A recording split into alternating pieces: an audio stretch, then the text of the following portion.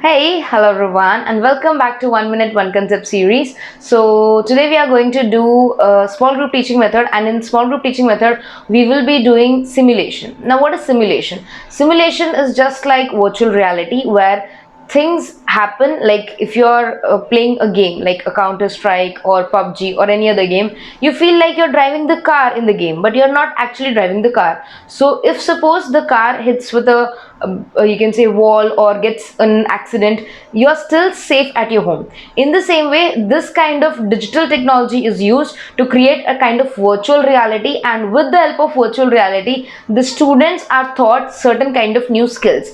This can be used in your flying examinations or your driving examinations, etc. So I think that's it. Take good care of yourself, study hard. Bye everyone.